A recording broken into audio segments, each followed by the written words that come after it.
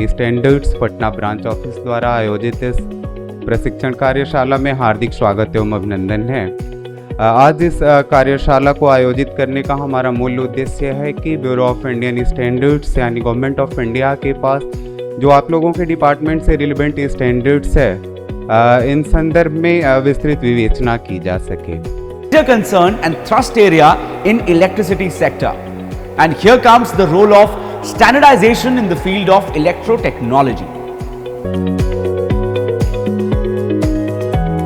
State government के अधिकारी हैं जिनके ऊपर कई सारे गवर्नमेंट के प्रोग्राम्स के इम्प्लीमेंटेशन की जिम्मेवारी है।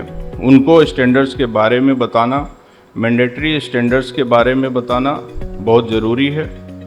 और इसका जो टेक्निकल एस्पेक्ट है उसके बारे में तो हम सब जानते हैं कि Indian standards, testing, test methods, उसके बारे में हमें जानना एज ए टेक्निकल ऑफिसर बहुत ज़रूरी है।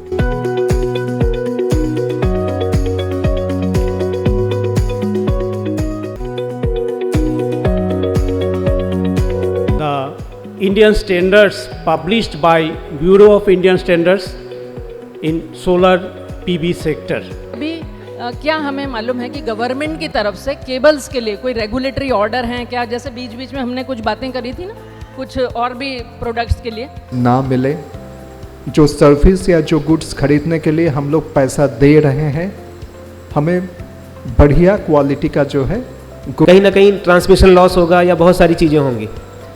तो ये पर्पस इस ट्रेनिंग प्रोग्राम का यही है कि आप लोगों को हम इसके बारे में बताएं कि आपसे रिलेटेड एनर्जी डिपार्टमेंट से रिलेटेड बीआईएस ने क्या क्या स्टैंडर्ड्स बनाए हैं और उसको आप किस तरह से इम्प्लीमेंट करेंगे। प्रैक्टिकली आप उसको कैसे देखेंगे कि ये जो आपको कोई सप्लायर है उसने कोई प्रोडक्ट जो सप्लाई किया है वो कन्फर्मिटी उस प्रोडक्ट की है कि नहीं, आप कैसे इंश्योर करेंगे, आपके पास क्या क्या टूल्स हैं। आईएस को फॉलो करना चाहिए स्टैंडर्डाइजेशन के लिए या आईसी? आईसी तो देखिए इंडियन स्टैंडर्ड फॉलो करना चाहिए, ना आईएसओ को ना आईसी को। आईएस जो है हमारा इंडियन स्टैंडर्ड्स, जैसे कोई भी स्टैंडर्डाइजेशन डॉक्यूमेंट है हमारा किसी भी प्रोडक्ट का, तो उसकी टेस्टिंग वगैरह के लिए गाइडलाइन तो दोनों में है, आईसी में भी है, आईएस में भी है। तो हम लोग को आईएस फॉलो करना चाहिए इंडिया में। हाँ, आपको आईएस ही फॉलो करना चाहिए, क्योंकि हम आईएस इसलिए फॉलो करना चाहिए क्योंकि आप आईसी स्टैंडर्ड फॉलो करेंगे उसमें बहुत सारी चीज़ें प्रैक्टिकली यहाँ पे इम्प्लीमेंटेबल नहीं है। आईएस केयर में सर ज्वेलरी का डिटेल्स दे करके चेक कर सकते हैं, उसी तरह हम अदर प्रोडक्ट को भी चेक कर सकते हैं इसका क्या स्टैंडर्डाइजेशन में है या नहीं है। हाँ, आप आईएसआई मार्क वाले प्रोडक्ट को भी चेक कर सकते हैं, आप हॉल मार्किंग वाले प्रोडक्ट्स को भी चेक कर सकते हैं। Sir, I have a question. There are 3 types of system adopted in India: on-grid, off-grid and hybrid system. On-grid system में जब बिजली रहती है तब काम करता है।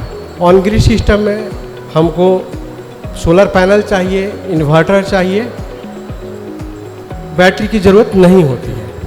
तो जब लाइन रहता है और दिन का वक्त है, उस समय जो है सोलर पैनल जो है एनर्जी जनरेट करता है और मेरा रिक्वायरमेंट से अधिक जनरेट होता है तो वो ग्रिड में ट्रांसफ़र होता है।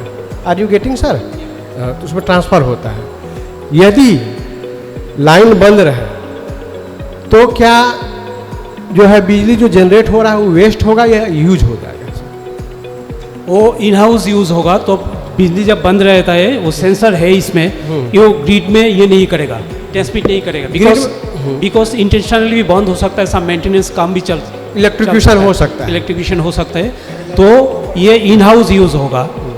तो ये तो सेंसर्स रहता है इसमें, पावर कन्वर्टर में वो सेंस कर देता है, वो ट्रांसमिट तब नहीं करेगा। तो यदि हमारे यहाँ मान लीजिए कि जनरेट हो रहा है 2 किलोवाट और ऑन ग्रिड में, और मेरा रिक्वायरमेंट है 1 किलोवाट, तो उस स्थिति में जब लाइन नहीं रहेगी तो मेरा 1 किलोवाट का जो एनर्जी आउटपुट है वह मेरा वेस्टेज हो जाएगा।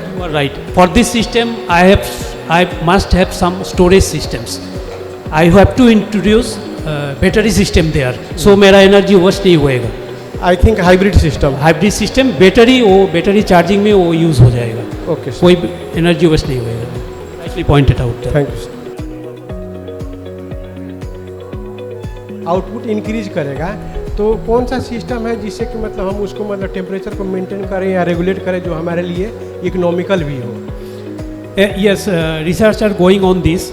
So mainly different material, insulation materials are being developed. Sir. Secondly, AI system and that will be advantageous. But what are the problems that there is lack of standards in EV batteries. Everyone is making their own way, unsuitable battery. But as you have raised, the question, increasing use of EVs, so we should have to think, or BIS should have to think and standardize these things. definitely that is a very nice point. This way new standards come out. So EV हो, charging system हो, घर का computer हो या कोई भी IT system हो, सब पे साइबर सिक्योरिटी लागू होता है. And let me tell you कि साइबर सिक्योरिटी, आईटी सिक्योरिटी पे बीआईएस ने बहुत कॉम्प्रिहेंसिव सेट ऑफ स्टैंडर्ड्स बना के रखा हुआ है. तो आप जब जैसे electric vehicle know your standard में आप जाएंगे, इलेक्ट्रिक व्हीकल सर्च किया आपने, जब आप साइबर सिक्योरिटी डालेंगे तो there will be number of standards, और वो स्टैंडर्ड बहुत कॉम्प्रिहेंसिव है, बहुत ज़्यादा अभी यूज़ में हो रहे हैं. जहाँ पर भी आईटी सिस्टम्स यूज हो रहे हैं उनकी टेस्टिंग के लिए both for cyber security and performance वो स्टैंडर्ड्स यूज हो रहे हैं. तो बहुत सारे स्टैंडर्ड हैं, और स्टैंडर्ड जो है अभी साइबर सिक्योरिटी रोकने में हेल्प भी कर रहे हैं, क्योंकि अब नई नई कंपनियां अपने आईटी इंफ्रास्ट्रक्चर को इस लेवल पर ले जा चुकी हैं कि वहाँ पे साइबर सिक्योरिटी की उनको ज़रूरत है ही, वो मस्ट है, अनिवार्य है वहाँ पे. तो उसके लिए वो स्टैंडर्ड तो जल्दी खा लेंगे ना. तो सिमिलर जो बैटरी है, बैटरी मैनेजमेंट सिस्टम, जो सर का बातें भी हो रही थी, वो वही काम करता है कि उसको खाने का. बट ये फॉल्ट इसमें आता है एक्सएलपी केबल में. Idea of telling you that. But you are right कि वो लगाएंगे तो प्रिकॉशन लेके फॉल्ट नहीं आएगा. ट्री वाला जो वाटर वाला मैग्नेट की मदद से ये कॉइल पास हो रहे करंट के अनुसार मैग्नेटिक फील्ड उत्पन्न करती है. ये कि सारे पब्लिश्ड स्टैंडर्ड अलग अलग टेक्निकल डिपार्टमेंट वाइज उसकी लिस्ट है पूरी. तो हर स्टैंडर्ड के सामने कमेंट भेजने का भी ऑप्शन है. वो सारी लिस्ट है. देखिए कमेंट का ऑप्शन है, आप लास्ट कॉलम में देखिए. तो यहाँ पे आप डायरेक्टली किसी स्टैंडर्ड पे ऑनलाइन कमेंट कर सकते हैं. सिस्टम पे इंडियन स्टैंडर्ड रिवाइज हुआ हो, पर क्या वो कंपनी पुराने वाले आईएस पे वो बना सकती है, या रिवाइज आईएस पे ही उसको बनाना पड़ेगा? जैसे कि कोई स्टैंडर्ड रिवाइज हुआ, अब रिवीजन में अगर चेंजेस कितने हैं उसके बेसिस पे हम लोग जितने भी हमारे लाइसेंसी हैं उनको हम इन्फॉर्म करते हैं और उनको बोलते हैं कि आपको इतने टाइम के अंदर, जैसे कि किसी में 2 महीना, किसी में 3 महीना, इस टाइम के अंदर आपको स्टैंडर्ड इम्प्लीमेंट करना है और उसका कन्फर्मेशन भेजना है. तो फिर उनका लाइसेंस सस्पेंड हो जाता है. और कोई सप्लायर या कोई मैन्युफैक्चरर जो आपको सप्लाई कर रहा है उसका लाइसेंस का स्टेटस अगर आपको देखना है तो BIS केयर ऐप में जाके आप लाइसेंस नंबर डालेंगे तो आपको पता चल जाएगा कि इसका लाइसेंस ऑपरेटिव है कि सस्पेंडेड है. तो वहाँ से आपको क्लियर हो जाते. प्रोक्योर करने के लिए उसमें जो बिडिंग डॉक्यूमेंट है उसमें हमने ये डाला कि IS 2705 का लेटेस्ट वर्जन और 16227 होना चाहिए. IS 16227 और IS 2705 जो है 2016 या 17 के बाद वो क्लोज हो गया. मतलब रिवाइज होता है, नंबर सेम रहता है. जैसे कि 1162 है, स्टैंडर्ड रिवाइज हो गया, 1162 है, ईयर चेंज हो गया. एक तो वो रिवीजन होता है. एक ऐसा होता है कि स्टैंडर्ड को हम विड्रॉ कर देते हैं कि ये स्टैंडर्ड खत्म हो गया है, इसकी जगह पे एक दूसरा IS नंबर लगा देते हैं कि इससे जब स्विच होता है तो उसमें कभी कभी टाइम लगता है, और अगर पूरा IS चेंज हो गया है तो कभी कभी 6 महीने 8 महीने का भी टाइम. साथ ही REC के गाइडलाइन पर जो हम प्रोजेक्ट वर्क कर रहे हैं उसमें भी 16227 का कहीं जिक्र नहीं है. पूरे इंडिया में ऐसे कौन से मैन्युफैक्चरर्स हैं जिनके पास उस IS का लाइसेंस है, वो भी इंफॉर्मेशन यहाँ पे अवेलेबल हो जाती है. और हम लोगों ने सर ISI मार्क यूज़ करना है तो आप विदाउट उसके बना सकते हैं. लेकिन मैंडेटरी का मतलब है जैसे कि जो कि अगर वो बिना लाइसेंस के बना रहा है तो वो क्लेम नहीं कर सकता कि मेरा स्टैंडर्ड के हिसाब से है, क्योंकि उसको चेक कौन करेगा. How he can claim? जब तक लाइसेंस नहीं लिया BIS का तो क्लेम कैसे करेगा कि मेरा इस स्टैंडर्ड को कंप्लाई करता है. And we are supplying to other countries, but at the same time we are not able to use it within country.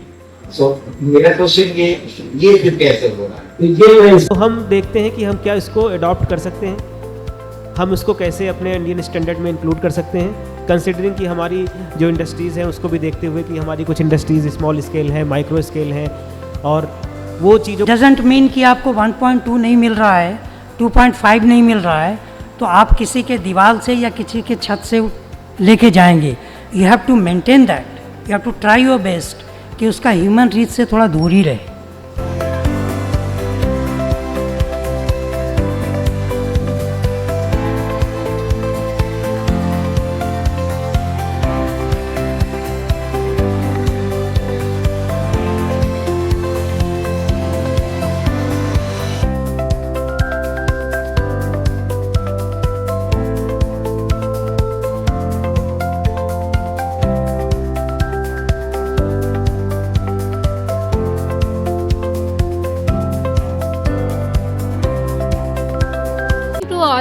myself Vibha Kumari, electrical executive engineer project BSPTCL।